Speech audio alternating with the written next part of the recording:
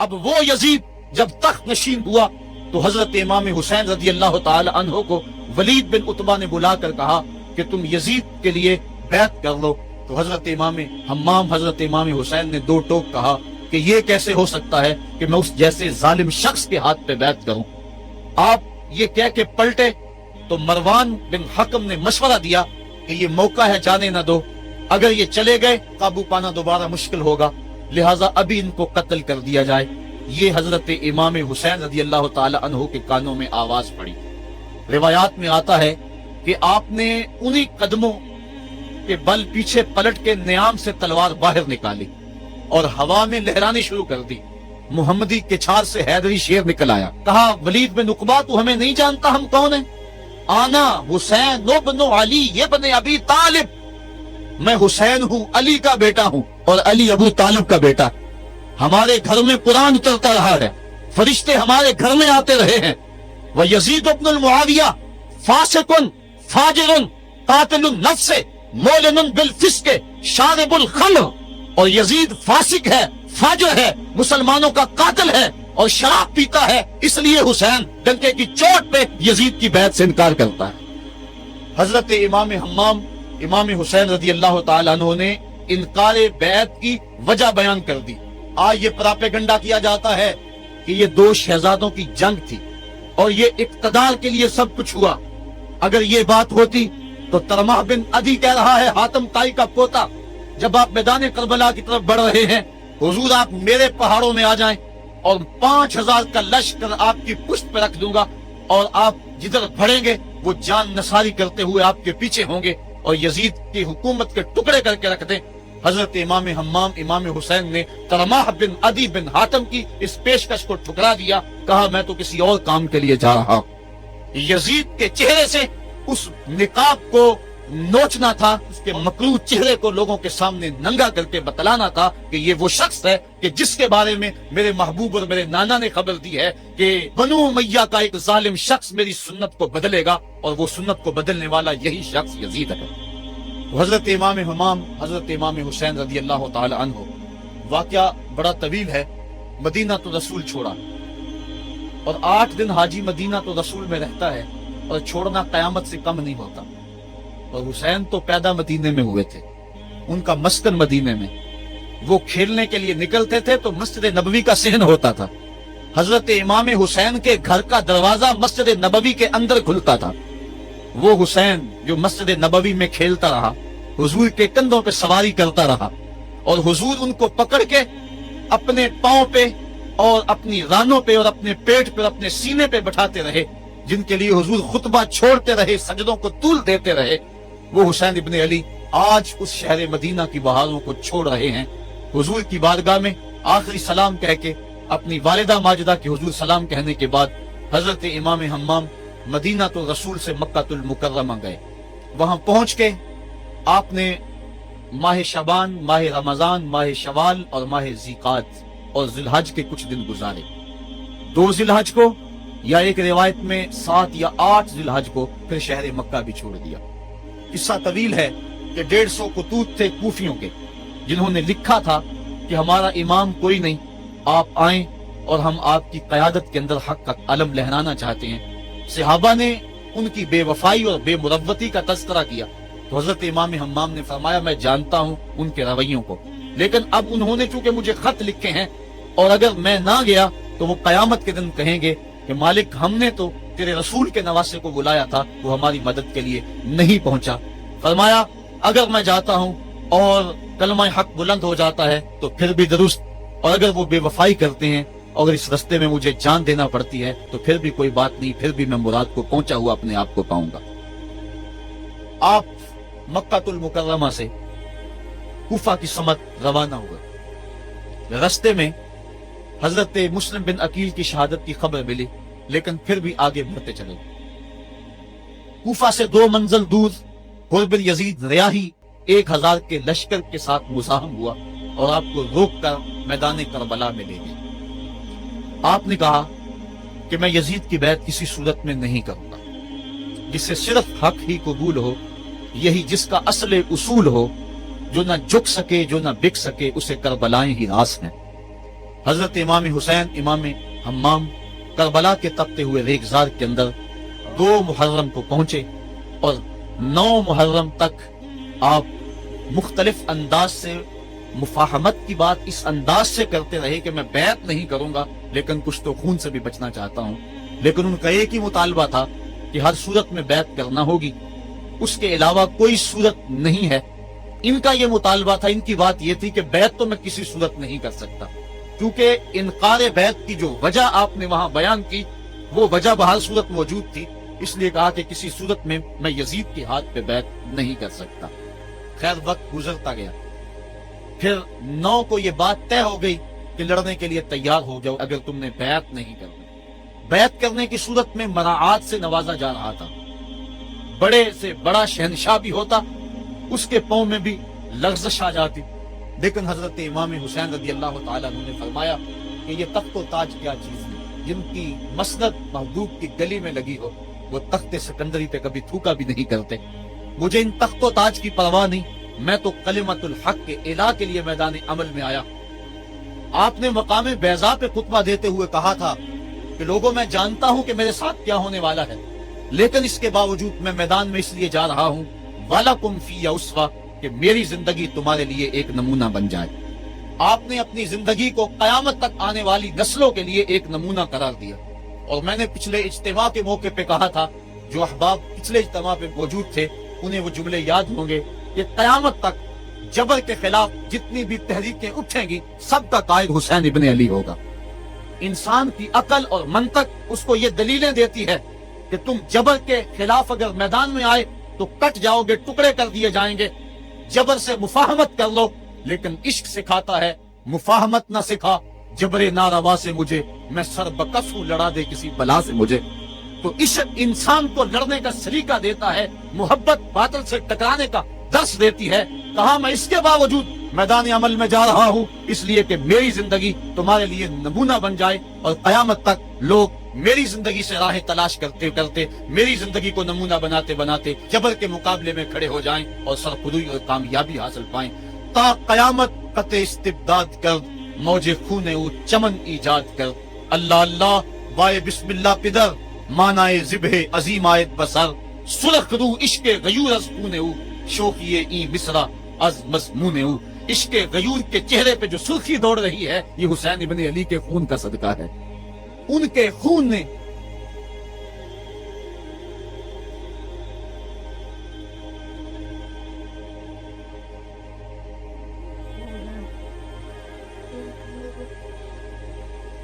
آپ نے 9 کی شب کو چراغ بجھا دیے، کہا یہ میری جان کے دشمن ہیں، تم اگر جانا چاہو تو جا سکتے ہو، میرے بعد تمہیں کوئی نہیں پوچھے گا۔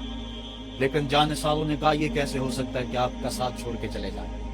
پھر عاشورے کی وہ رات جو درد و اندوہ سے بری ہوئی رات تھی، ساری رات عبادت میں گزاری، ایک طرف شراب چل رہی ہے اور دوسری طرف آنکھوں سے عشق رسول کی مستی چھلک رہی ہے۔ تہجد کا وقت ہوا، نماز تہجد ادا کی، شہزادہ علی اکبر نے اذان پڑھی، اور کربلا کے ریگزار میں ان کی یہ آخری باجماعت نماز تھی۔ ریگستان کربلا کے ذرے گواہ ہو گئے ان کے سجدوں کے۔ آج کائنات کا وہ انوکھا باب رقم ہونے والا تھا کہ صدیاں جس پہ ناز کریں گی۔ فرشتوں نے کہا تھا مالک تو خلیفہ بنا رہا ہے انسان کو، یہ تو لڑائی کرے گا، سجدے تو ہم کرتے ہیں۔ آج فرشتوں نے بھی دیکھنا تھا کہ سجدہ کرنے کا جو انداز حسین ابن علی کا ہے، فرشتے اپنی زندگی کی ساری کمائی اکٹھی کر لیں، حسین کے سجدے کی زکوٰۃ بھی نہیں بن سکتی۔ جب جبر کی تیغیں چمکنے لگیں اور ایک ایک کر کے آوان و انصار جام شہادت نوش کرنے لگے، کبھی وہب شہید ہو رہے ہیں، کبھی زہر شہید ہو رہے ہیں، کبھی اون و محمد کے لاشیں گر رہے ہیں، کبھی قاسم کی جوانی لٹ رہی ہے، کبھی جواں اکبر کی آواز کربلا کے ریگ زاروں میں گونجتی ہے، یا ابا تاہو ادرکنی، میرے باپ مجھے پکڑیے۔ تو حضرت امام حمام دوڑ کے جاتے ہیں اور اپنے جواں بیٹے کی لاش کو کندھوں پہ اٹھا کے خیموں تک پہنچا کے ہاتھ فضا میں بلند کرتے ہوئے عرض کرتے ہیں ربنا تقبل منا ھذا القربان، مالک حسین کی یہ قربانی بھی قبول کر لے۔ معصوم علی اصغر کو ہاتھوں میں لے کر جب سوئے فراق بڑھے اور 2 شاخہ تیر ان کے حلق میں پیوست ہوا، چلو میں خون لے کر آسمان کی طرف اچھال کے کہتے تھے مالک میری یہ کمائی تھی، یہ بھی تیرے راہ میں قربان کرتا ہوں، حسین کی یہ ننھی قربانی بھی قبول کر لے۔ اب آیان و انصار اور اہل بیت کی ایک ایک کلی کربلا کے اندر کٹ گئی، فاطمہ کا سارا چمن اجڑ گیا، مصطفیٰ کی آل میدان کربلا کے اندر کٹ گئی۔ اب امام حمام ہاتھ میں تلوار لیے میدان عمل میں آئے اور آپ نے جو آخری خطبہ دیا تاریخ کے اوراق میں موجود ہے، لوگوں میرا حسب و نسب پہچانو میں کون ہوں، میں کون ہوں، مجھے پہچانو، جلدی نہ کرو، ناحق خون اپنے ذمے نہ لو، میں وہ ہوں جو رسول کریم کے کاندھوں پہ کھیلتا رہا ہوں اور مجھے حضور نے لوریاں دے دے کے پالا ہے، میں حضور کی زبان چوسا کرتا ہوں۔ اس وقت دنیا پر کسی نبی کی بیٹی کا بیٹا موجود نہیں، میرا حق پہنچانو۔ لیکن اشقیاء کے آنکھوں کے آگے اندھیرا تھا۔ عمر بن سعد جو رے کی حکومت کے لالچ میں سب کچھ کرنے کے لیے تیار تھا، وہ حضرت سعد بن نبی وقاص کا بیٹا ہے، اور یہ وہ صحابی ہے جن کے لیے حضور کہتے تھے فدا کا امی و ابی، اے سعد میرے ماں باپ تیرے اوپر قربان ہو۔ غزوہ احد کے موقع پہ حضور ان کے لیے کہہ رہے ہیں، لیکن آج وہی میدان میں نکلا ہوا ہے۔ حضرت امام حمام امام حسین رضی اللہ تعالیٰ عنہ پھر میدان عمل میں آئے، اور پھر دشمنان اہل بیت کے ساتھ جس جرت اور پامردی کے ساتھ آپ نے لڑائی کی، اور آپ کی تیغ برراں جس طرح ان کے سر کاٹتی اور ان کا خون چاٹتی رہی، تاریخ کے اوراق میں وہ روشن باب موجود ہیں۔ آواز آ رہی تھی، یہ کون ذی وقار ہے، یہ کون شاہ سوار ہے، لباس ہے پھٹا ہوا، چھدا ہوا، کٹا ہوا، لخت لخت کٹا ہوا، پھر بھی ہے ٹٹا ہوا، یہ بال یقین حسین ہے، یہ نبی کا نور عین ہے۔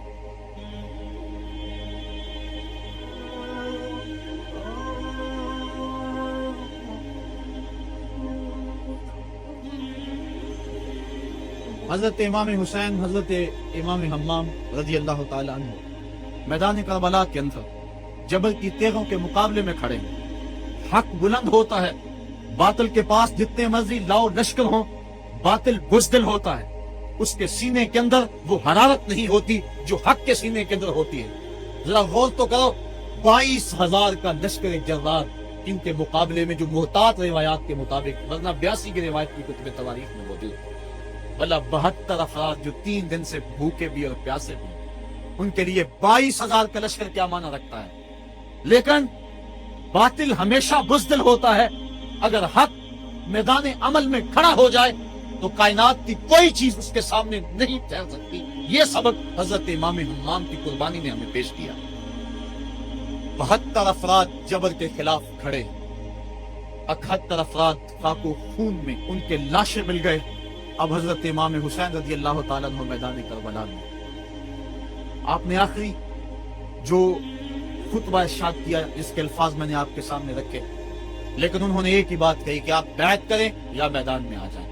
آپ نے کہا کہ میں تو کسی صورت بیعت کرنے کو تیار نہیں۔ پھر میدان عمل میں آئے، ان کو کاٹتے رہے، پھر گھوڑے کو ایڑ لگائی اور فرات کی لہروں میں آئے، پانی کا چلو بھرا اور لشکر اشقیاء کی طرف دیکھ کے کہا کہ تم نے میرے لیے پانی بند کیا، دیکھو آج حوض کوثر پہ بھی حسین کا قبضہ ہے، فرات کی لہروں پہ بھی حسین کا قبضہ ہے۔ لیکن آپ نے اس کے باوجود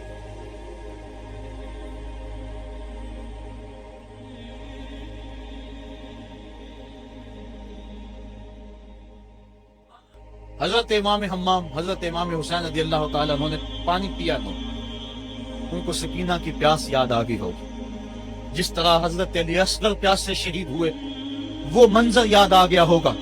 اور دوسری بات یہ تھی، یہ امتحان تھا، اس لیے حضرت امام حمام نے پانی نہیں پیا، لیکن ان کو بتلانا مقصود تھا کہ اگر میں چاہوں تو یہ پانی پہ قبضہ کر سکتا ہوں، اور پھر یہ ساتھی حوض کوثر کے نواسے ہیں، اگر یہ اشارہ کرتے تو کوثر کی نہریں چھلک کے کربلا کے میدان میں آ جاتی۔ لیکن امتحان دینا مقصود ہے، مصطفیٰ کریم کے ہاتھ میں اٹھے ہوئے ہیں، اللہم آت الحسین صبرا و اجرا، اے اللہ میرے بیٹے حسین کو صبر بھی بخش دے، اجر بھی بخش دے۔